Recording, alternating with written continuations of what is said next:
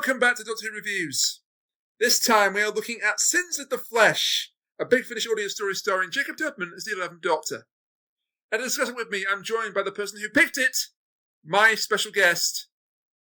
And to my virtual left, it's time to jump up, superstar. It's Freezing Inferno. Hello, everybody. Yeah, you're not getting a WWE themed intro because I'm too mad at them. Yes. Kairi Sane deserve better. A lot of them deserve better, actually, but Kairi Sane in particular deserve better. Many wrestlers deserve better. He said he wasn't going to bring it up to give him the satisfaction, but he still brought it up anyway. Here we are. So, wow, I picked a Big Finish audio, and shocker of shockers, a good one. Wow, only I and Lennon McTeer have done that on this podcast. Mike! Very funny. Yes, so, Sins of the Flesh, as I struck a cat that's just walked into the room. Sins of the Flesh... He's behaving himself, we're okay. As I say, 11th Doctor audio story. We will get to that briefly, but I just want to give a shout out to a member of the Doctor Who community who, amazingly, appeared on national television last night. So I've talked before about Cleveland's Davros. That's not what he calls himself, but that's what people know him as. So this is a gentleman that is a cosplayer of Davros. I think he's like the premier cosplayer of Davros in the country, possibly even the world. He is disabled. He is a wheelchair user when he's not cosplaying. And he's kind of a local celebrity. And he appeared last night, well, footage of him appeared anyway, on Have I Got News For You? The satirical show looking at the news of the week. You may have heard of it. I have heard of it. Yeah, I think I linked you the clip of Charlie Brooker screaming when Trump got elected. Yeah, mood. It's a funny clip, but it also means that Trump got elected. The first time or the second time? The first time. I don't think the show was on the air the second time. Fair. Yeah. So I want to give him another shout out. I know I've given him one in the past, but I'm giving him one right now. Now we get to Sins of the Flesh, and oh my god! Before that, here's a nice cursed sentence for you. I wonder what Cleveland Stavros thought of Destination Skaro. That is a cursed sentence. You're welcome. I'm not even going to countenance that sentence beyond just now. Psychic damage. You love to feel it. Yes, I definitely took some psychic damage. I felt that right in my. Don't worry. Don't worry. We're going to be talking about much happier things. Like, let me just flip through my notes here. Conversion therapy. Yeah. Oh. Let's address the elephant in the room right now. So, unfortunately, I mean, it's a great story, but unfortunately, this is built on talking about conversion therapy in such a way that we cannot not discuss it throughout talking about Sins of the Flesh. And I know that this is a very sensitive subject for a lot of people. And so, if you want to skip this, I absolutely understand. I'll put a timestamp up in post-production. When we're not talking about the episode, I think it'll be when I give my pick for the next episode we're looking at. The next story we're looking at. That's very gracious of you, Rain. And if you had to bow out, we love you. Stay safe. You do you. You monitor your own mental health. Absolutely. Your mental health is incredibly important. And if you have to dip to look after it, I completely respect that. For the people that are still left then, let's talk about it then. So this is the third and final story of the 11th Doctor Chronicles 5. Yes. Spirit of the Season and All's Fair are the other two stories. I haven't listened to those yet. You probably should start with Volume 3 and get the whole Valarie Lockwood arc on the go. Yeah, Chronicles 3 is when she debuts, isn't it? Correct. Yes. Yeah. And she's a companion here. She was a fairly long-term 11th Doctor companion. Had a whole arc going. Yeah, so there's 4 of these Chronicle sets with Valarie. So she's a fairly extensive arc. Yeah, but I didn't really feel like I had to know the arc to really get the most out of this. Oh, no. There's a little lip service paid to it, but it functions well enough as a standalone. There's a little arc. There's a little arc development in the middle, and then again at the end. And I think, without even seeing spoilers, I think I know who this person is going to turn out to be, actually, because I think I recognise the voice. But let's hear your prediction. Go on. Valarie. That's an interesting guess. We'll find out if it's right, I guess, in 7 years' time. Well, I mean, you can listen to these of your own accord. You know how to do it. Yes, I mean, like it revealed on the actual podcast. But yeah, and we must talk about Jacob Dudman, because what an amazing impersonator of the 11th Doctor this man is. Oh my God! Like, you barely. I just believe that's Matt Smith. If you close your eyes, it sounds like Matt Smith. And I had my eyes closed when I was driving while listening to this. So yeah, it's Matt Smith. Hang on, whoa! You had your eyes closed while you were driving. I was a passenger. That's a bit dangerous. I was the passenger. Crimes being admitted to live on air. Crimes. I'm pulling your leg. Yes. I love how you go, crimes, when you would want to go, steal the cat at every opportunity. You had the motherfucker in your house today! Don't call him that. Alright, you had the little hairy so-and-so in your house today! I'll take hairy so-and-so, yes. Yes. Not only had him in my house, he ran in when I opened the door. Not for him, I should add. I was leaving the house to go out, and he ran inside and delayed me. Oh, goodness gracious. Yeah. Yeah, anyway, he's not in Sins of the Flesh, thank goodness. No, it's not. But the Rebirth Organisation is, and oh dear God. Yeah, when you don't... Yeah, if you don't know what the story is going for, it like creeps up on you slowly. I knew from the synopsis that you gave us 2 weeks ago. I didn't know, but I had a suspicion, because I remember when I got to this cold open, I remembered hearing, I remember hearing about this when it came out, so my mind put two and two together. But this you didn't know. I wasn't prepared for that cold open. Dear God. Yeah. So we're on the planet Alma. This is Alma, and the main setting is the headquarters of the Rebirth Organisation in Alma. And we start with Macintosh. I think it's Robert Macintosh.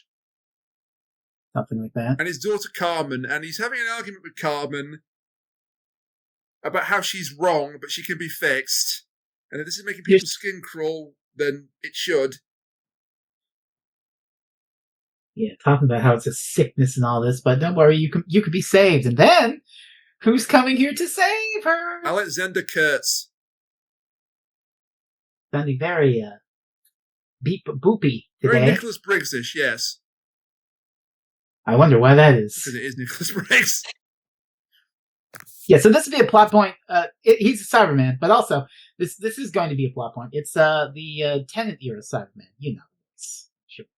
Yes. I can't imitate it because I'm not Nick Briggs. It sounds like the speaking clock. Yes.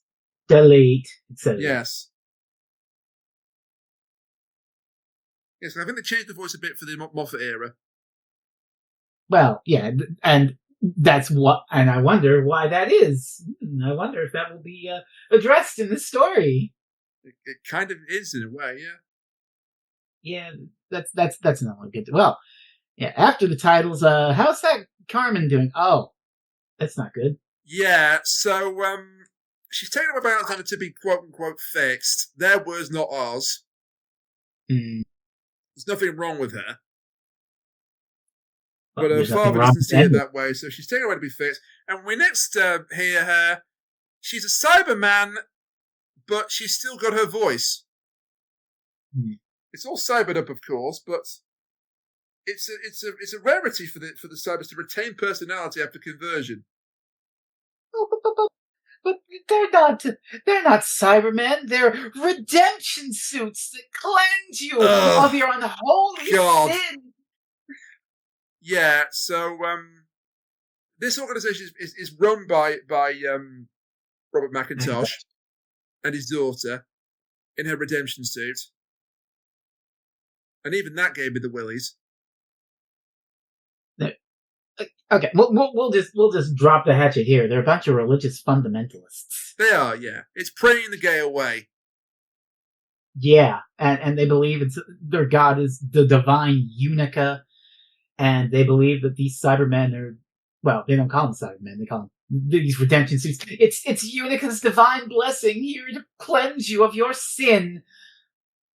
Yeah. When really, it's, doing cyber conversion to your queer kids. I'm going to say this right off the bat, because we are going to talk about the conversion therapy extensively throughout, and again, I apologize for that, but we can't not.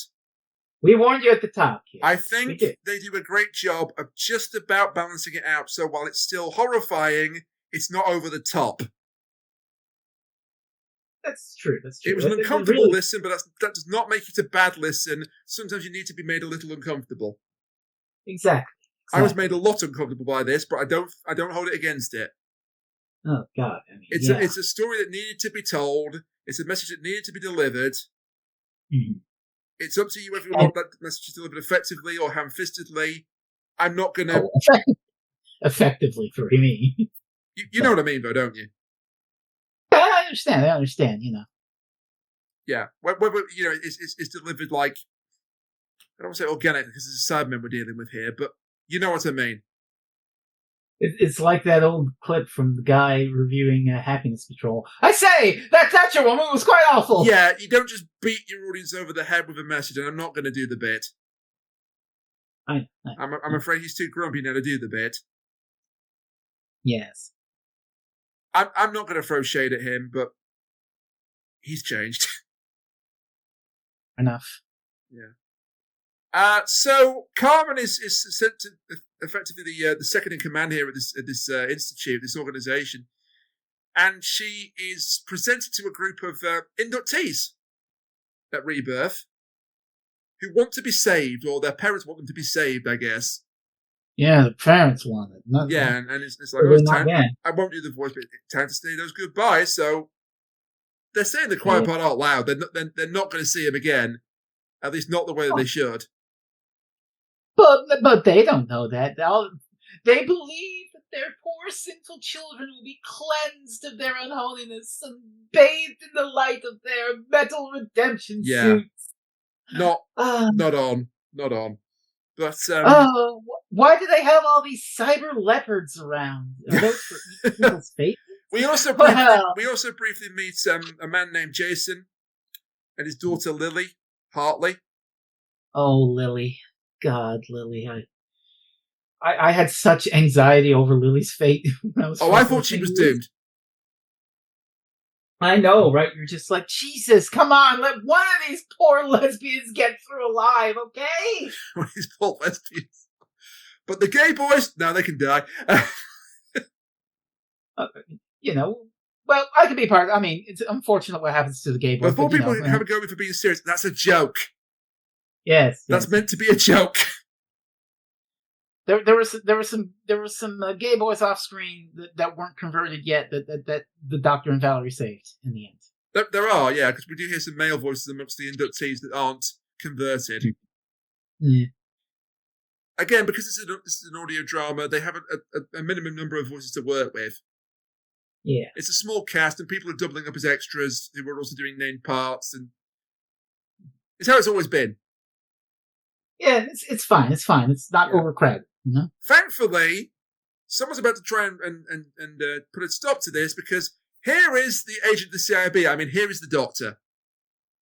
It's Dr. Holmes. Yes, because McIntosh goes to his office in order to find an agent of this Central Investigation Bureau, I think it is, or something like that. It's basically just a device to get the Doctor in there. And he's undercover, and so is Val. He flushes the psychic paper. He's from the homicide division. He gets an incredible line. Yeah, because McIntosh is like, "Well, you're not needed here because no murder has taken place." And the Doctor says, "Yes, it's a little tricky to prove a murder when the victims walk back to the people who sent them to their deaths and thank them for it." Christ, there's just so many turbo banger bits of dialogue. This writer is not holding back. I've written down a few in the notes, but I will have missed some. I added a few too. Alfie Shaw's the writer, by the way. Alfie Shaw, yeah. He? I'm not sure. Okay, well, just in case they use they them pronouns, they did a fantastic job. Yeah. And then a little bit of a talk about how the redemption suits will fall off whenever the people are cured, whenever that's determined. All you can do is laugh at how blinkered this is, but it's not funny. It's killing these queer people. It's funny it's not funny it's funny weird. It's dark comedy. It's funny skin crawling kind of funny, yeah. Yeah. And speaking of skin crawling, a sad man laughs. Oh God, yeah. Carmen in this in a prayer room talking to the other to the new arrivals, including Miss Valarie Lockwood. Yeah, as we mentioned, Valarie Lockwood was among the inductees. She's undercover. She tries to tell Lily that she can back out, but Lily's not having any of it. Oh, I love it. You know, it's just this like counseling session where it's like, okay, everyone introduce yourselves now. When did you first start sinning? And Lily gets to tell the story of how she met this girl Irene, and she was like, "Oh, I tried to feel normal about it, but I couldn't stop it. I couldn't help it." And she felt the same way. Yeah. And Valerie's like, "Well, there's nothing wrong with that." Yes, there is. That's incredibly sinful. Yeah, and at first Carmen's like, "It's okay. She lets us speak because we're all trying to help each other, even you." There's an absolutely huge amount of gaslighting going on. Yeah, in fact, this is another great line from Valarie. Like, she's just like, and that when they're just saying these things, that sounds like a metric ton of gaslighting infused with all the homophobia you can muster. It's a bit of a mouthful of a line, that, but it gets across the point. Yeah.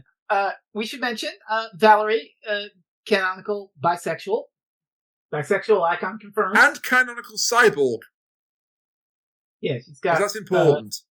Yeah, that'll come up later. Because she's from the future, so she's got cyber parts. Yeah, I believe I did a little bit of research. I believe everyone from her time has augmented parts. Yeah, something like that. It's just that she's got a lot more than the average person. Mm-hmm.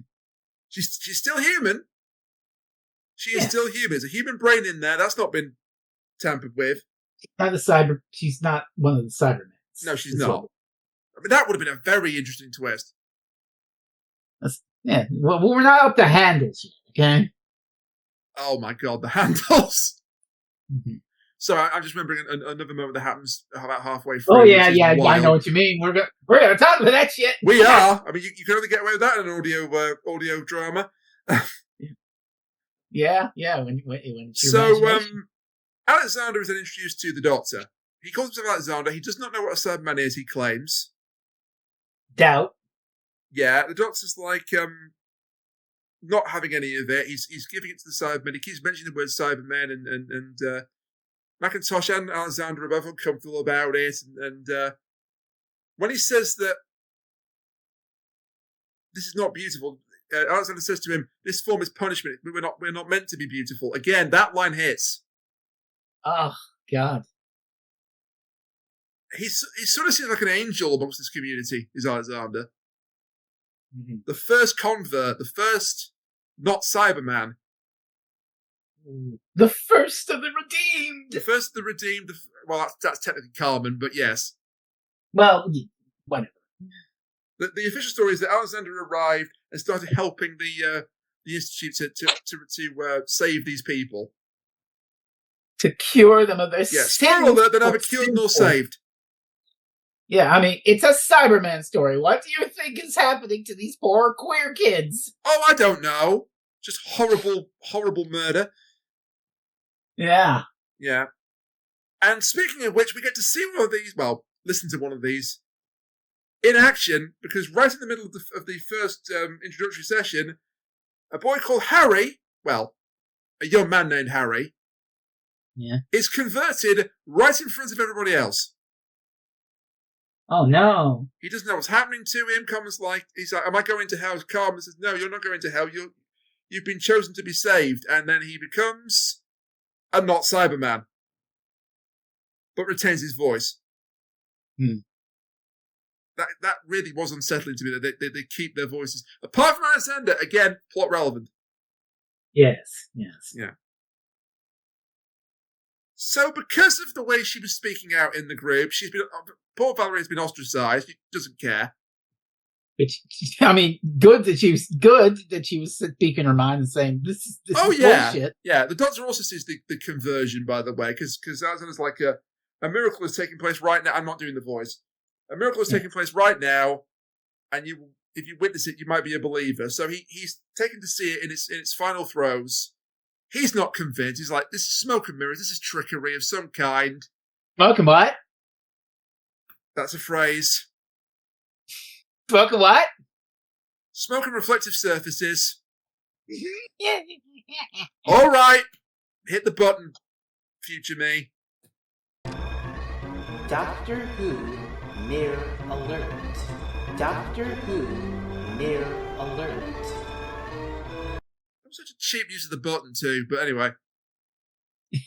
But it's all. And I'm not playing it again, but it is all smoke and mirrors. He says that in the audio. No, I said I'm not playing it again. Only for one time for that. You got me once. I'll hold my hands up. You got me once. You're gonna have to get me a different way to play it again.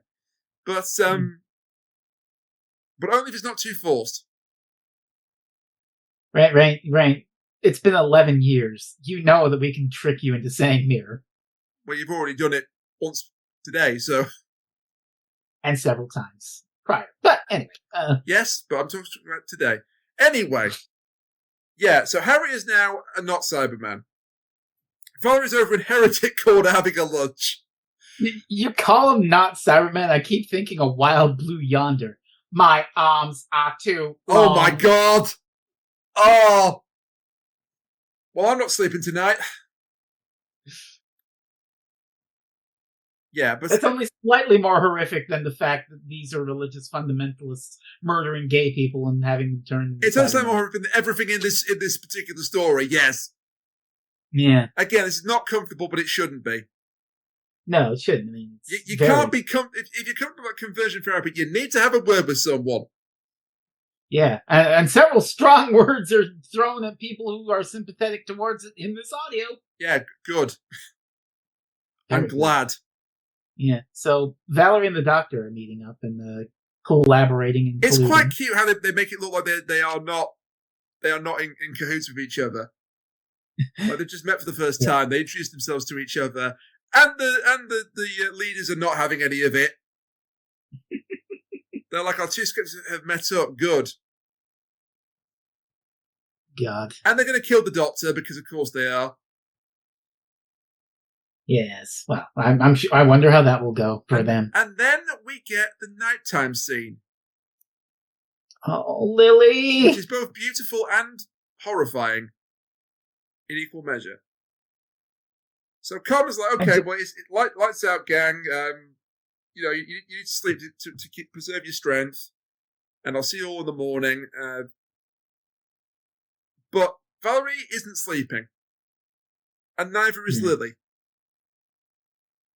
And Lily actually speaks to her. Even though she's been ostracized, she's been declared as a heretic, she speaks to her, and she admits, yes, I still love Irene. I still love her, I can't help it. But I have to go through this redemption. I just want to tell someone that would understand before it was too late. And also that she wants the acceptance of her parents because her mother threw her out until, she got burned straight or whatever the fuck. Yeah. So she's doing all this for the approval of her parents, but also she isn't cured yet. Well, she wouldn't be cured, period. But she isn't like... This has given me so much of the ick. I know. I'm just rooting for this little lesbian. Well, you should. Yeah, we should. What a sympathetic little lesbian. And I will. That's a sentence I'd say this year. I once again remind you that Valarie in this set of audios has a lesbian girlfriend named Rana. Yeah, who was briefly mentioned at the end. Yeah, because some things happened to her in the previous. Yeah, stories. I will go back and start listening to the audios because they do sound pretty good. I mean, I can explain why they're anxious at the end if you don't mind knowing. We can get to that at the end. Okay, fair enough. I can always bleep it out so people aren't spoiled if they plan to listen to these audios, because despite the ick, you should listen to this one. It's phenomenal. It's really good. And part of what makes it really good is the allegory it's playing with here, because Valarie, because she's from the future, she mentions to the Doctor, I took courses on the Cybermen. I know what they're all about, little bastards. And so she tells Lily all about the Cybermen. You know, they convert, they're emotionless husks, all the things we know. And Lily doesn't believe her. And to me, the Cybermen in this, if they feel like an allegory for the extreme right-wing politics that have taken over for the last decade. Like, they're tricking religious fundamentalists into voting for them by telling them what they want to hear. We'll solve all your problems. We'll get rid of all the ills. We'll cure your children. We'll bring back the values that you hold dear. We'll cure your wayward children. Yeah, and they're easily, and these people are easily tricked because they're being fed exactly what they want, you know. Oh, you can do all that? You can validate me and my existence and make everything right again? Oh, you'll have my vote. And so once they gain a foothold, which the Cybermen are being unusually crafty here, because I gather that Alma has enough defenses that they can't just attack yet. So they had to do the subterfuge method of pretending to be the saviors of the religious fundamentalist Rebirth Organization. There is a parallel here with Army of Ghosts. Yeah, kinda. Where the Cybermen are sort of infiltrating society in a way that it gets the humans to trust them. Well, they're just sort of, you know, waiting until the rift breaks open. But they're also playing on people's trust. Yeah. Jackie Tyler, I mean, we'll do that story at some point, I'm sure, but oh yeah, Jackie Tyler introduces Rose to her grandfather, who is dead and is a ghost. Yeah, it's just you see a ghost and it validates what you want to see, right? Exactly, but yeah, and there are Cybermen working like behind the scenes, like Martha's cousin there is already under their control even before, but we're talking about Army Ghosts, but. Yeah, so basically their plan of subterfuge here is gain enough of a foothold, have the religious right on this planet, trust them, and give them enough fresh meat, for lack of a better term, until they've got enough power. And the second they have enough power, the leopards are going to eat everyone's faces. Everyone's going to be converted. Yeah, because it was always about tricking these people for power, and they're so bigoted that they don't see they're being used. I think it was you, if it was Kachiri or somebody else that said that a Cyberman story, if you replace it with just generic robots, it doesn't work as a Cyberman story. This passes that test. That was me, and this does pass that test. But also what makes it great is that it is far more elevated as a Cyberman story. This is not like it's not just, legacy Doctor Who monster walks down a corridor and shoots at people holding guns. It's actually fucking saying something about the world and making a metaphor, you know, the real crunchy political shit. And it's using a legacy Doctor Who monster to do that because we all know how they work, but it does that with an amazing allegory. And we have this intense sympathy for these queer kids and what they're being put through. Conversion therapy is sucking the life and soul out of these children and torturing them and damaging them irrevocably for your own bigoted fucking views. Yeah. It is much like turning them into fucking Cybermen. I will say at this point that the writer Alfie Shaw was inspired to write this after seeing either a documentary or at least a piece of footage on the news about conversion therapy. Okay. And noting how the stomps that the patients were making in time with each other was like the Cybermen. Oh my god, that's so fucked up. It is, but also that's very clever writing. It is. And, you know, speaking as a writer myself, although I haven't had anything published yet, hopefully will one day, you do get ideas like that from the strangest things. Exactly. You do get inspired by some very unexpected sources.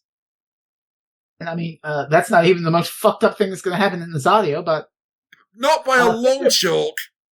Things are about to escalate. Right, so the Doctor has left the organisation briefly to go and have a check through Alexander's flat. Yeah, he has a flat, apparently. And we get a bit of a lore dump about who he was before he was a Cyberman. he was a criminal that was beaten half to death. If you read between the lines, because there's like parole documents in his desk, and then he talks about how the families of his victims came and got him back, and he was broken and dying, and the Cybermen saved him, or he was saved by Unica. Then Alexander is going to show up here, and it's going to go really, really creepy. Oh, God. So at this stage, he's still keeping up the charade that I'm not a Cyberman doctor, I'm Alexander Kurtz. I don't know what that word means. And he says that his redemption is not complete, and he wants the doctor to help him with his redemption.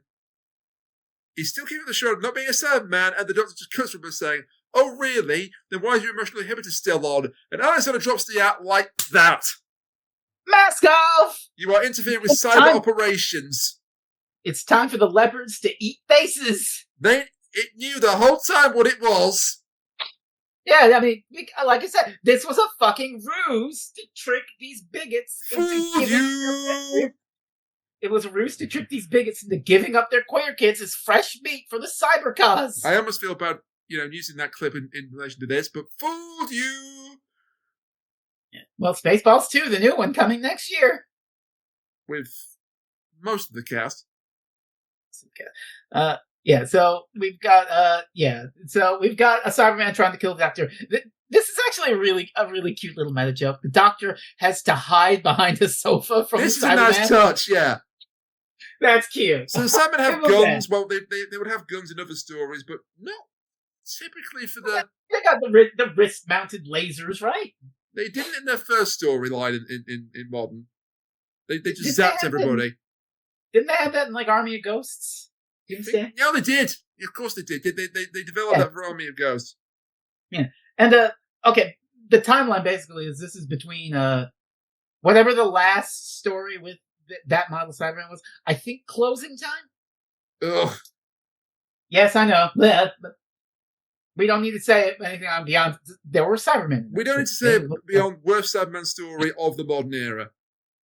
Well, a lot of that's due to the fucking writer, but... Mm-hmm.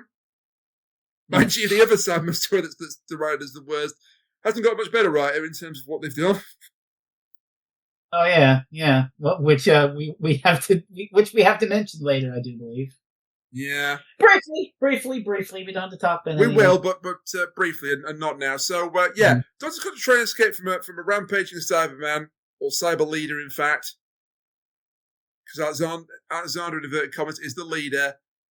Doctor jumps through the window, and then the Doctor uses Sonic to commit vehicular Cyberman-slaughter. Vehicular Cyberman-slaughter.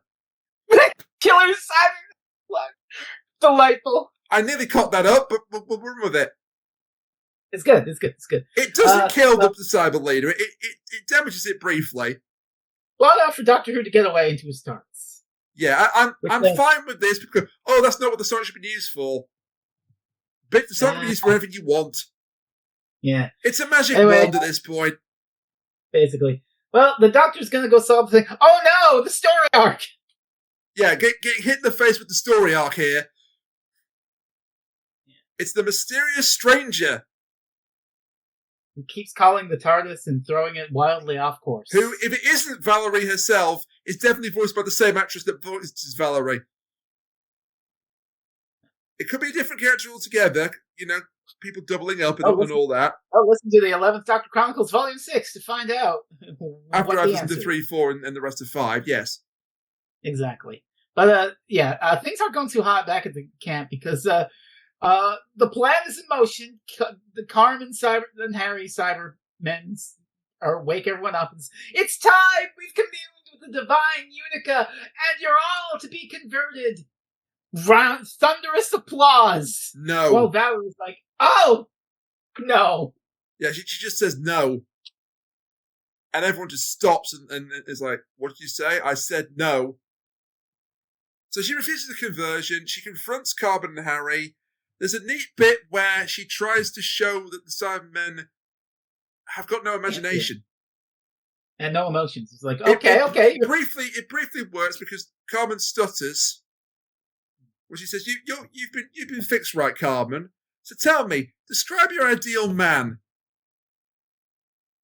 And she stutters for a while, and then she seems to get it right. It says, are you done? No, but you are. You just described Harry. You just pulled a recent memory instead of imagining it yourself because you can't imagine. And, well, that doesn't work. Yeah, that doesn't seem to convince him. So, let's move on to a slightly more aggressive violence. Cyborg on Cyberman violence. What's that meme? I tried to use the power of forgiveness. The power of forgiveness failed. Chapter 2, the power of incredible violence. Yes. That's basically it. That's basically this bit of the story in a nutshell. So, what does Valarie do to Rain? Well, Harry would never be the head of a major corporation again. Because she grabs him by the handles and rips his head off. Right! Valarie wins fatality. And it shows that there is no body inside the suit. They just cut out Harry's brain and attached it to a CPU. He's dead. They want to kill you all. Harry's dead. Carmen's dead. And they're still not fucking convinced. No, they still can't be shaken from their faith. And so they're teleported away. But Valarie isn't, because she does not want to be converted. She fights off a couple of Cybermen. She's identified as a partial upgrade. Because I assume this is because of the cybernetics that she has. Yeah, her arm is then ripped off by a Cyberman. Sorry. Ouchie. They attempt to assimilate her with it, and it immediately kills the Cyberman that attempts this. Her shit is too advanced for them to deal with. She's got defense mechanisms built in that she refuses to turn off. Forgot a firewall. Yeah, they forgot the VPN, and but as this is going, because a lot of this story. VPN. Sorry, say that again. This video is sponsored by ExpressVPN. How did you know that's my VPN? That's the one that it's either that or NordVPN. Nord is the popular one for influencers and streamers. Yeah, well, I've seen ExpressVPN sponsorships. Well, it's pretty good. It's pretty good. Yeah, not an ad, by the way. ExpressVPN, give me money. I'm just expressing an opinion about ExpressVPN. No. You're expressing an opinion. Harry, you can sponsor this podcast. I'll even say nice things about That's marriage. Kenyan Arrow. Yeah. Selling out, never. And how? But yeah, so Valerie's in pickle. As I say, this story is separated between the Doctor's bits and Valerie's bits. The Doctor has a great bit coming up. Oh, this is hilarious. So every time he enters the TARDIS, he's shot at. And he gets quite fed up and says, will you just stop for a minute so I can... Anyway, they don't. And Dubman nails this so hard. As he does the entire audios. You can imagine Matt Smith doing this actually on TV. I could, yeah. Yeah, just weaving between laser blasts as he's being shot at, because they're like, if he turns up again, delete him, and they're trying to delete him, and they can't hit him, thank God. I knew we shouldn't have assimilated those stormtroopers. Yes. Anyway, so back to Valarie. Well, that's a nice lighthearted thing. What have we got next? Oh, the screams of queer children as they're forcibly converted into Cybermen. Yeah, they're being liquefied. Kids, could you lighten up a little? Again, that's not me saying that. They say that in the story. Yeah. And this is basically an intimidation tactic by the Cybermen to get. Yeah, I wasn't too sure if these screens were real, if they were being reproduced. I don't know. Either way, it's very effective. It's fucked up. It's fucked up. It's fucked up enough that the Cybermen. Given the next line, I assume it's changed. I think you're right. So Valarie has been holding out. They needed to disable the defense mechanism on her parts. And to convince her to do it, coerce her to doing it, they play screams from the initiates as they are starting to be converted. And I just wanted, before we get to the really fucked up thing, this is something that Zaya does. It's Big Finish gonna do a Big Finish and canon weld a little here. They are offering a sort of explanation for the transition between the Cybermen from the Tenant eras up to the debut of the newer Cybermen in God help us, Nightmare in Silver. Yeah. And to explain why those particular Cybermen have all the extra doodads and abilities they do in that story. Yeah, and they actually upgrade during the story too. Yeah, and that actually is explained as they got a hold of Valarie's advanced cybernetics and implemented it into themselves, and that made them better. And worse, as we'll find out later. Yes, but also turns out it's a bad idea. But that's when they're keeping Valarie alive. It's a little bit of answering a question nobody asked. But yeah. I can forgive it because the rest of the audio is so fucking good and it's not going so far up its own ass. They are keeping Valarie alive because they need her to disable the defenses on her parts. They eventually convince her to do it by torturing the kids. This is so fucked up. She finally is like, okay, fine, I'll do it. Just stop. No. Well, they do briefly stop. They do. But they do end up saying no, because it would be illogical and wasteful to waste partially converted. They call them supplies, for God's sakes. Yeah. At this point, the mask is fucking dropped. They're just like, oh, we're not your saviors. You're just fucking meat. There is an incredibly hard line in this. This line? Valarie's trying to convince Lily that this is not her fault. She's like, have I done this by being sinful? She's like, no, Lily, this is not your fault. The problem's all their hatred. It's never your resistance. I'm sure your God loves you. And the Cyberman just replies, if your God is real, they will be converted to cyberkind. Holy fuck! Jesus! God. This pulls no punches and it shouldn't. Yeah, this is going fucking hard.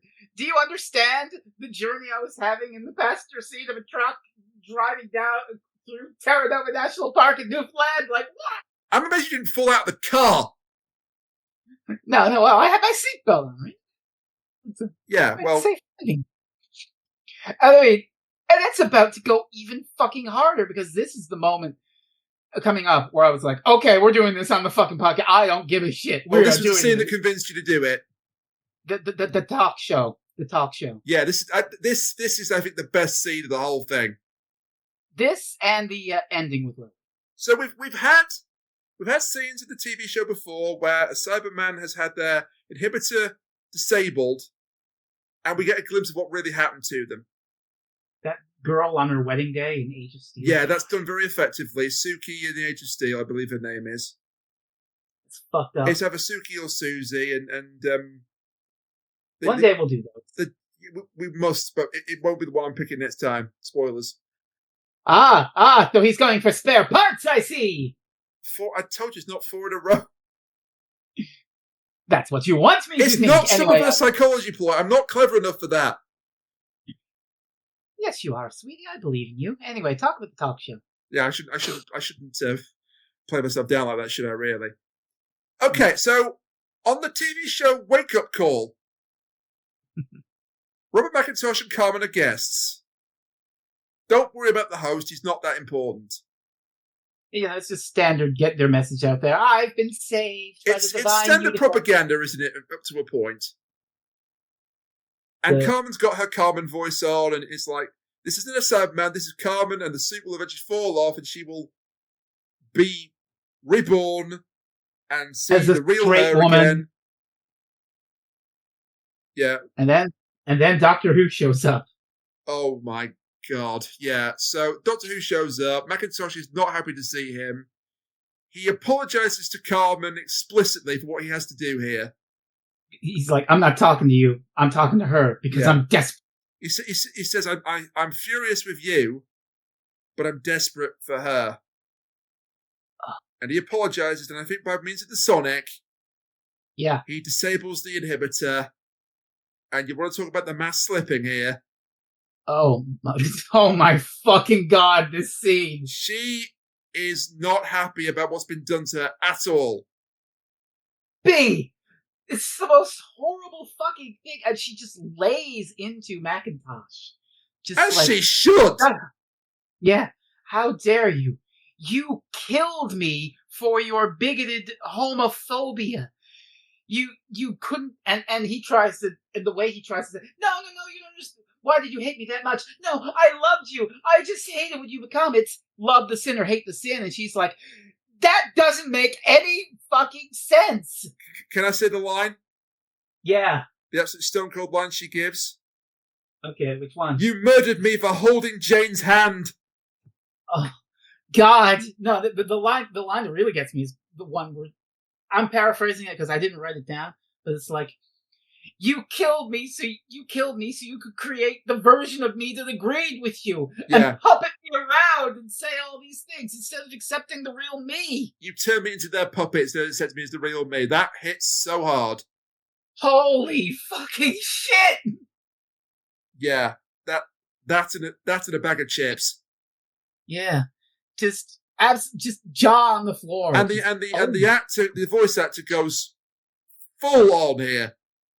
Oh, yeah. I've forgotten what their name is. I know they use they them pronouns. So they fucking killed it. Oh my God! Absolutely did. This is the moment of the story. You know, your bigoted beliefs. You murdered your own daughter for them to create a version of her that agreed with your bullshit instead of accepting her for who she was. It's the indignation in her voice. Sorry, no, the character is a she. That's okay. Okay. The character is a she. The actor is a they them. But very well. It's the indignity. It's the indignation in Carmen's voice that sells this so hard. And the fact that not only did he do this to her, but he's using her to do it to all the other queer kids on this fucking planet. She gave the impression that she was happy and smiling and loved it, and all the time the real Carmen was in there hating every single second. And just being inhibited, suppressed.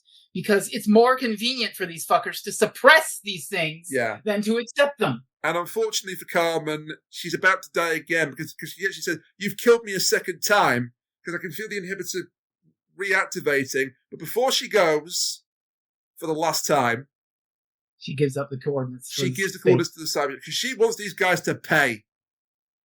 And so she knows she will become one of them now and be indistinguishable from the rest of them. But she wants them to pay for what they've done. And then they will. And then it activates, and her voice is now the proper Nicholas Briggs cyber voice. Yep. Leopards are eating your face, Macintosh! That was the last trace of Carmen left, and she used it to count. Hope it was worth it, you fuck! Yeah, but good for her for making it count. And the way Macintosh reacts to this is telling. But we'll get to that. He's horrified by what he's done. But, yeah, and he's going to give himself up. The doctor tries to save him, but Macintosh is making it all about him. He's like, oh, what have I done? Oh, I could never live with myself. It's not about you, dipshit. It's about all the queer kids who got converted and all the queer kids who were being threatened and everyone else on this planet. And the doctor gives a speech where he's like, you can do better. You can go out there and you can begin to redeem yourself. You can change the minds of people who think like you. And Macintosh is just like, he's like, oh, well, that would take courage, and I have no courage. And so he walks out to fucking die. It's really bleak. Yeah, that's two scenes conflated. He initially says to the Cybermen, I volunteer to be converted on the talk show. But the Doctor then saves him with the TARDIS. And then he goes off anyway. Yeah, he saves a man who doesn't want to be saved. Because isn't that the Doctor in a nutshell? Yeah, he tries. He has to give him the choice. And the choice, which is, again, really fucking dark, he'd rather die than change and face any consequences for his actions. He'd rather die than fix his heart. Oh, very good. Very good. I thought you might like that David one. Lynch. We still miss you. Of course. Incredible visionary. Mm. So yeah, anyway, he walks out to be converted and upgraded and thanks them for it. Meanwhile, Valarie is having a time. Yeah, he's praying to Divine Unica. Oh, Divine Unica, please have mercy on my soul. Ah! Yeah, as he's being converted, that was pretty effective. You know, I don't feel sorry for Macintosh at all. I feel incredibly sorry for Carmen. Of course you do. She was an innocent queer woman who just wanted to live. She was an innocent victim who was... It wasn't even like a full-on relationship. She held a woman's hand. Okay, maybe it was... I'm pretty sure it was probably a actual lesbian relationship. Okay, yeah. Or bi, but yeah. Or bi. We don't know, but it's given that she doesn't mention We don't have to know. She's not cis. That's the point. Yeah, the point is not what she did to justify it, because nothing justifies it. The point is that just the very first sign of it is enough to get Macintosh to have his daughter converted into a Cyberman. Fucked up. Which, yeah. And he did it. He was fooled by these fuckers into doing it because of his own prejudices. Speaking of fooling, Valarie is tricked here, but of course she actually sees this coming. Yeah. So she disables the countermeasures because she's got not much point. It's like, you disable the countermeasures or we'll kill the supplies. They call her bluff. The fact that they were called supplies should have told you that they weren't going to destroy them, but hey-ho. Yeah. So she disables it, and this is when we get there, and now the conversions will continue. The existing units, meanwhile, are to be upgraded with the technology from Valarie's augments. Yeah. So Valarie and Lily are to be locked up together. Lily apologizes to Valarie. She now sees that this is not the work of the god of Unica. This is the work of devils themselves. And bigots, but yeah, okay. She sees the light, but don't worry. All according to Kate Kaku for Valarie Lockwood. Yeah, because she kind of guessed they were going to betray her. She took a cyber course in college. She knows this shit. She's not stupid. Bro, that was probably a multiple choice question. If a Cyberman offers you a deal and you accept the deal, what happens? A, they honor the arrangement. B, they fucking betray you. I think it's B. Well done, top marks. First, yes, A+, Valarie Lockwood, but she has a clever plan, and that clever plan involves, they want to upgrade me? Don't mind if I do. Yeah, also breaking out of the cell. Yeah. With her, now one robot arm, and then 0 robot arms for a time because she actually loses it pulling open the hatch. But it's okay because she's into the armory and she finds a pair of cyber arms. Hell yeah! So she's now got guns. In more ways, and also she has lasers in her wrist. Yeah, she gets the full-on Jackson Briggs special here. And okay. This is a little more trad Doctor Who. She has a full-on shootout with these cyber fuckers. Yeah, this is perhaps the one part that I didn't think was as good. I mean, it's traditional Doctor Who. I know, but I don't think a story of this magnitude needed a shooty pew pew ending. And well, it's not really a shooty pew pew ending. It's part of the shooty pew pew is part of the climax. Yeah, that's to get them down to one original Cyberman left. I mean, the day is saved by Doctor Who's clever plan. And Valarie's bravery. Yeah. Because she's taking down the Cybermen with ease, it must be stated. With relative ease. Fucking dunks. She's protecting all of the surviving initiates. Protect those queer kids. Hell yeah. Yeah. At this point, they're just done here. They just want to get out of here and live if they can. That's our bisexual icon, Valarie Lockwood, in action. Yeah. Again, canonically bisexual. Yeah. Very important part of the character that she is canonically bisexual. Otherwise, this wouldn't work nearly as well. So she's protecting everyone. The Cybers then shut down her arms because she's using the same technology as they are. So she can't move her arms. Oh no. If only a hero would arrive at this exact moment to save her. Oh, wait. Hey, look, it's Doctor Who. And also, there's only one Cyberman left. Oh no! Now there are more of them. And they have the Nightmare in Silver voices. Canon has been successfully welded. Yeah, they do change the voices to the Nightmare in Silver type voices. Yeah, like I said. Which I think is still Nicholas Briggs. Yeah. How talented is that man? Yeah, I mean, he's done every type of Cyberman voice. He's done the Cybus ones. He's done these ones. He did Mondasian once. I think he was the Mondasians as well, yeah. Yeah, well, obviously he was on TV and in Spare Parts. And whatever the hell those monstrosities were in the Timeless Children. Christ. It's definitely him in Darkwood and Death in Heaven doing the voice. Yeah, I mean, it's Nicholas Briggs. He does all the monster voices. Is he still employed by BBC Doctor Who, or? We don't even know if there's a fucking show, Ray. True. Well, we know it's a Christmas special. Yeah. We're currently living in Dead Forever! Thanks, Disney. You're welcome. Anyway, here's Doctor Who's clever plan. He shows up and he's like, "Oh, hello, Cyberman. I'm going to stop you." "No, you're not." "Oh, yes, I am." "Oh, goodness. Is there a malfunction in your engines? Let's just open the comm." "Hello, future Doctor. Hello, past Doctor. Are you done fucking up the engines?" "I sure am. Time to go hop in my TARDIS and close this loop."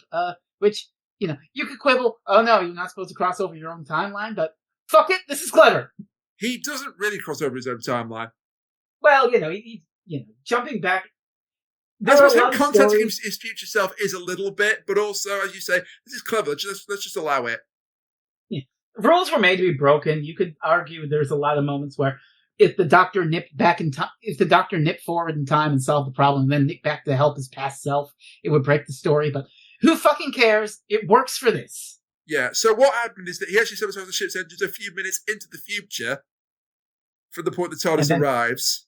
And then he goes back in time and stalls them by saying, "Hello." That's about the ship's about to go critical. Meanwhile, the Cybermen were really stupid and upgraded themselves with Valarie's technology, which is incompatible with them. Well, it's not incompatible. It's that she turns the fucking firewalls back on and she's connected to the cyber police. And fries them all. And the ones that aren't fried are about to go kablooey. So just before the ship goes critical, they manage to get all of these surviving initiates, all the surviving queer kids, into the TARDIS, and they live. Yay. Some of them didn't live. Harry didn't live, and a couple of others, I think, were converted off camera, off audio. I think Harry, Carmen, and Lily are the only named queer people on Alma.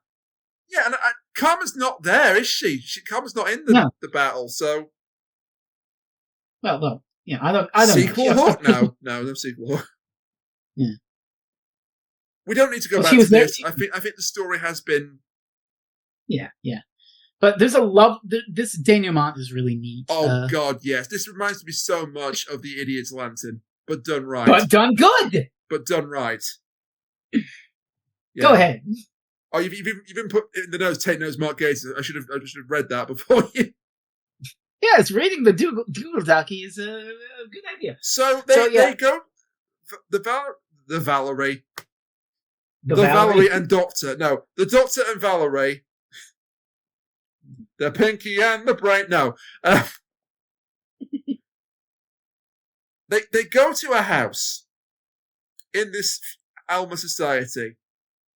And a man answers it, and he's not happy to see them. He doesn't know who they are. This is Jason, who we met at the start. This is Lily's goddamn father. Yeah, Lily's homophobe father. I said, "Who are you?" "Oh, we're the backup." "The backup for who?" "Hello, Dad." "You get in this house this instant, you..." "No." Because she's going to go to university to be gay with her girlfriend. She's going to go to the university she wants to go to. That she was accepted at another one that her mother wanted to go to. Mm-hmm. Presumably because it was away from the queer girlfriend. Yeah. And she said, "No, I'm taking charge of my own destiny. I'm going to King's March to be gay with Irene. And you can't stop me. You do that, you'll never set foot in this house again." That's an empty threat. She doesn't want to see you again, my dude. This is a brush off. And she leaves, and then the Doctor and Valarie lay into this. You forgot the great line, though, that Lily gets before she walks off. Oh, please, go. "You might have given birth to me, but you have failed at being my parents." Oh, my fucking God. That goes so much to you. You can choose your friends, but not your family. Mm-hmm. God. No, you can choose your family. You can to a degree, yes. Mm-hmm. You can't choose who your parents are, in the sense of who gives birth to you. Mm-hmm. But then the Doctor and Valarie lay into this motherfuckers. Is like, you get off my property! Who are you to talk to me like this? Yeah, and he invokes the late Macintosh. It's like, he said, "You actually said like a man earlier today. It's too late for him. It's not too late for you. Yeah, you got a choice." And also, go ahead. You got a choice. You can change. You can accept your daughter for who she is, or you can never see her again. You can lose your daughter forever.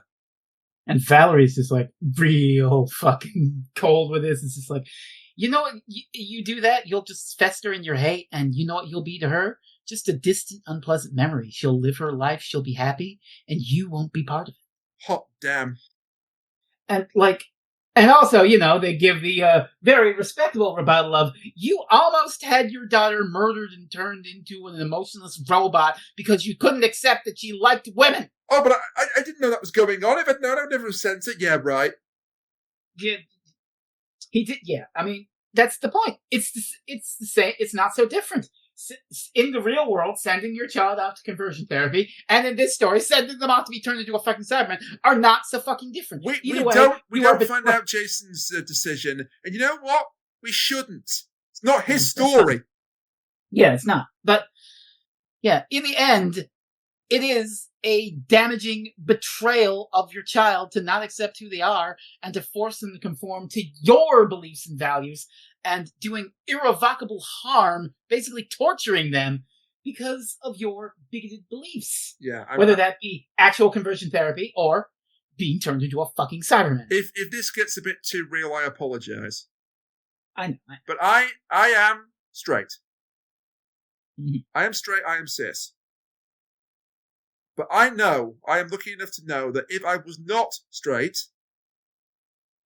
my parents would not care. They would accept me for who I am. That's a very comforting thing to know. My dad and bless her, my late mother, I know they would have, in a heartbeat, they would accept me for who I am. I'm not saying it wouldn't have been, an adjustment for them.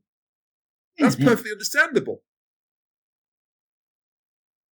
And at the end of the day, parents should accept their child for who they are. Absolutely. I'm getting a bit choked up now thinking about that, but okay. Well, I'll talk about the interview. Yeah, because we've got arc stuff to end the story.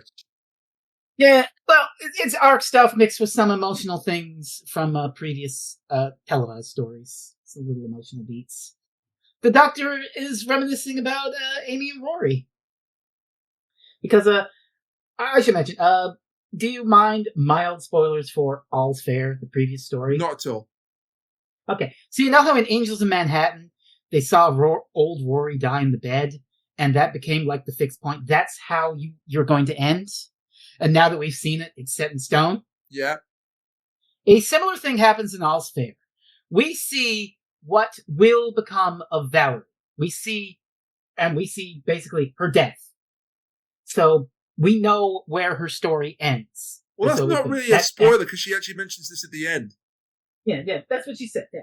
So that's what happened last story, and that's been dangling over us, and will dangle over us for volume 4 for the next volume.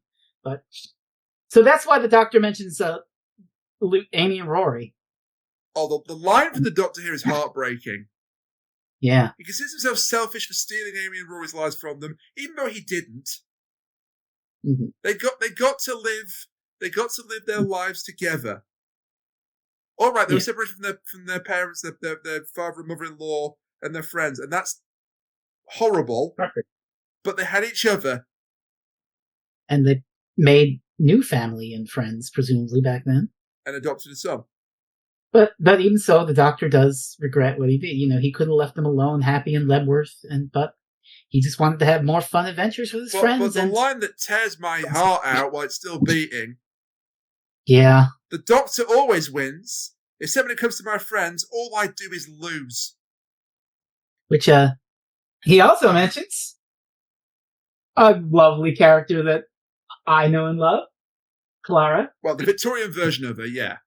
Yes, because because the Valarie era, all 4 of these are happening between Snowmen and Bells of St. John. So he's met Clara twice. He's lost the ponds, and he's on the search for Clara. In fact, the very first Valarie audio is him following up a clue. He's trying to find unit files about Clara. So I mean, it makes sense that this is the gap that this era fits into. Yeah, yeah. And also, it's a very neat way to explain why they haven't got Jenna Coleman on Big Finish yet. Because the second they do, the site's crashing. Oh my god. Jenna Coleman and, what's her fucking name? God, what's her name? Me. Yeah. You know. Maisie Williams. Maisie Williams! That's it. Jenna Coleman, Maisie Williams audios, please! Well, until that day, we have got a citizen of the universe. The Untold Adventures of Clara Oswald. Oh yeah, that. That's out. The first one is out. Delightful. And so, because of all this, the Doctor doesn't want to lose Valarie either. But yeah, they're gonna follow up on this mysterious stranger. But oh no, maybe I should drop you off because this could lead you back to Chicago. But Valarie's just like, I don't care. This person killed my mother. This person did horrible things to my girlfriend Rowana, and they killed me. I want our shit. Yeah. Yeah. They headed back to Chicago. The Doctor and Valarie both went for the gun. Dude, so I love that. I love that musical, by the way. Yeah. And so they're off to track this bitch down. And that'll lead into the next volume, but we don't have to talk about that. We're done with the Sins of the Flesh. Oh my god. May I go first? Oh yeah, you can. This was phenomenal to listen to. And also one of the hardest things I've listened to in the past 3 years. Because this pulls no punches. Nor should it. But it doesn't make any attempt to sugarcoat this at all. It's visceral. It's nasty. It's so well written. And does it become preachy? I don't think it does. I think it just about gets the balance right. It makes no bones about it, this conversion thing is wrong. And by the way, this conversion thing is wrong. In real life as well as in the audio. Yes. Let people be who they want to be. As long as it doesn't harm anybody. Right? Exactly. Yeah. I don't know why I asked for validation for that. I apologise. But you're extremely valid in your support of the queer kid. Is this better than Spare Parts? I don't know. Because having listened to Spare Parts, I did think that story was just about perfect for the Cybermen. I thought it was the best Cybermen story I'd ever experienced. This is up there. Would I go back and listen to it again? Probably not. But that's not because of the quality of the story. But if anything, it is because of that. It's just too damn real. I mean, I listened to it twice. True. I mean, I might do it if I do all the Valarie audios in order. But other than that, I don't think I would. But yeah, phenomenal. 10 out of 10. I'm not even going to do the meme. It's brilliant. It's brilliant, and it should be listened to. Exactly. If I may, you may. This is the best Cyberman story I've ever experienced. It's better than my high watermark is not Spare Parts, but my high watermark was Dark Water, Death in Heaven. But Spare Parts, that and Dark Water, they're all doing different things. Dark Water, Death in Heaven is all about the emotional character beats, with Clara, Danny, Missy, Doctor Who. And it does that phenomenally, and you know why I love it. Because I had you redo it again on the show to tell how much I loved it. And not be an anxious mess, but I digress. Spare Parts it's doing more like a deep dive in the Doctor Who lore thing, and it's also really interesting and emotional and just building towards that death climax that is going to happen. Eventually, this planet is going to become consumed by Cybermen. Very good. But this is just politically charged in all the right fucking ways. It has a message, and it shouts that message loud and clear. Conversion therapy is fucking monstrous. And I adore it for that energy. As fucked up and raw as it is, I adore it for that energy. It is firmly on the side of these queer kids. Stop torturing these queer kids. You're sucking the life out of them because of your bigoted views. Stop it. Get some help.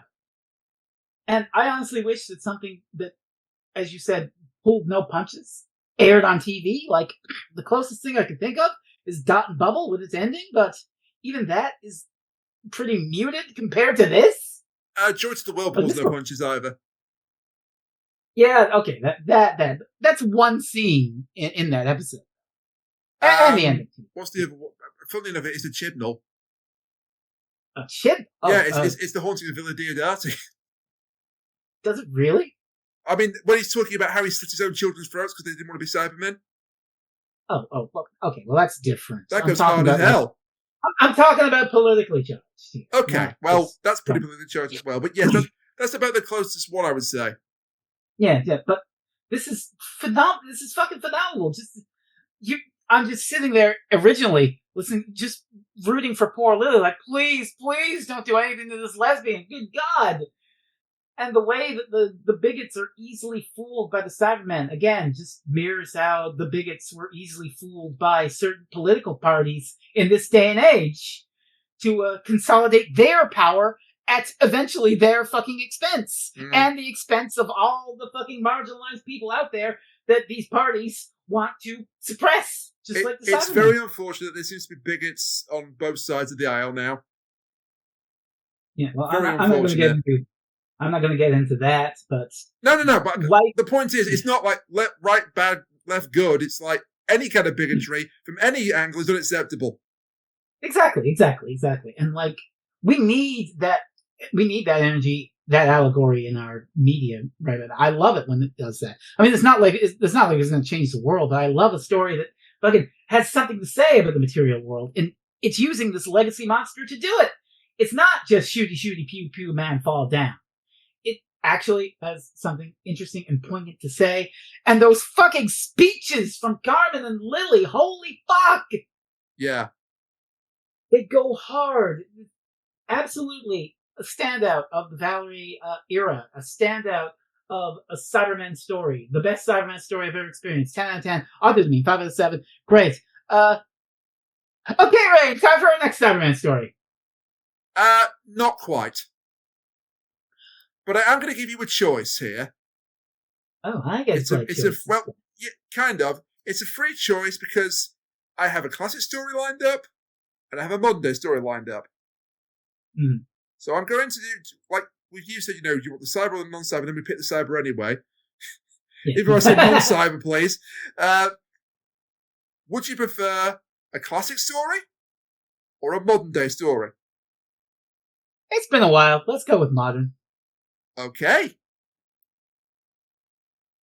Would you prefer beginning or ending? Beginning. Okay. I hope you don't hate me too much for this then. So there was a certain strangely scheduled marathon happening on BBC television. And as soon as it started, I thought, I know exactly what I'm going to do next. How we go to the David Tennant era, because next time on Doctor Who Reviews, David Tennant stars in New Earth.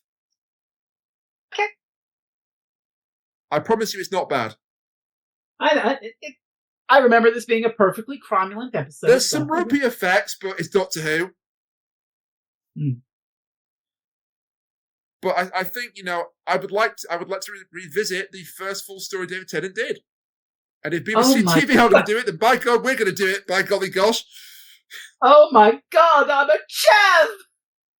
We do get to revisit one of the more interesting villains of the first 3 years of modern day Who.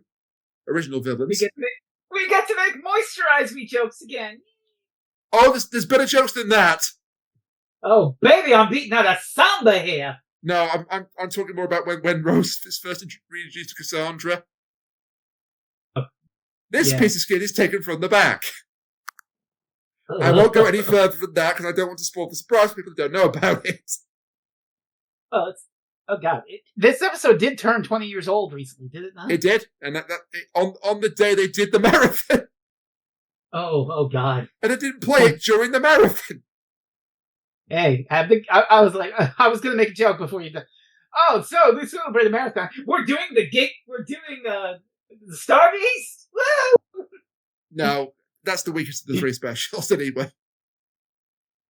It's true, but still, those specials hold up. Especially right, while Blue Yonder especially holds up. My God, it does. 5 out of 5. Anyway, yeah, okay, yay, David Tennant. Okay, David Tennant and a current Doctor Who, probably maybe Billy Byrne. I hope she is. I hope she is. I got a horrible feeling she is just Rose hijacking the body for an episode, and then she buggers off into the sunset again. Anyway, Ray, where can you find us, lovely people? I would hate that, but I don't hate this. You can find us other people on Blue Sky in the links below. You can also find us on Twitch, where you can certainly find Freezing Inferno on Twitch, and Kachiri. Well, or on YouTube if he decides to stream again, but you can also find him on Kamen Rider Reviews. You're right, actually, he's not using Twitch, he's using YouTube to stream. Yeah, he's talking. We're on a duet of pleasures with Kamen Rider Gaim and Kamen Rider Zitz. Oh God, the Zets podcast this weekend is going to go off the fucking chain. This show has. I don't want to say it's jumped the shark, but it has gone off the reservation. I love when Kamen Rider does. I love when it does that crazy shit. Like the past 3 episodes have been absolute banger reveal. I don't want to talk about it because I don't want to spoil the people that haven't seen it yet. You need to see this blind. I'm not going to spoil. You need to go in and see this blind. I'm not going to spoil. I'm just saying for your benefit. That listen, look at how this batch is going to go from 29 to 32. Oh my God! And we don't even know what happens in 32 yet. There's a couple of things the boys have been linking and spoiling. You're recording this tomorrow, I believe. Yeah, we're doing Zeets tomorrow. I wish you luck with that. Yeah, great. And also, twitch.tv/Freezing Inferno Monday and Thursdays playing Little Goody Two Shoes and the most batshit game Nintendo ever made, Star Tropics 2, Someone's Revenge. Yeah, I mean it's better than Star Tropics 1. Is it? Well, I did dip out of that stream when I got too tired, so maybe it got really, really bad. It's not bad, it's just there are things about it that annoy. I mean, this is not insta-kill birds. Not yet. True. Castlevania birds, you have a lot to answer for. Yeah. Oh, yeah, also on my YouTube channel, I got a no-death run of Castlevania 3. You did? I did. The hard game beats a struck again? Get beat struck again. Yay! Hey, Rain, talk about some books. Yeah, well, we've been building up to this for a reason. So, firstly, By the Tower of the Trees by Sean Dillon, friend of the show. By Shadow of the Gallifreyan, Volume 1. If there's a Volume 2, I am going to definitely submit for it. I've got a couple of ideas that I think would work. So am I. But anyway, Volume 1 has a whole bunch of talented writers, including Sean, including Freezing Inferno, and including Lena from Ria Mattia. And I have an announcement. You have an announcement? Well, I have an announcement on behalf of Lena. Bitches, what is it? Ladies and gentlemen, we got her. There is a release date for Volume 3 of Back to the 11th Hour, with Volumes 1 and 2 already available. Hey! That date is the 26th of June, I believe, this year. Which is Amy and Rory's wedding day. Yes. And So, I think also either when the Pandora opens aired first or Big Ben aired first. I don't recall. Big Ben makes more sense because that's the actual wedding. Yes, delightful.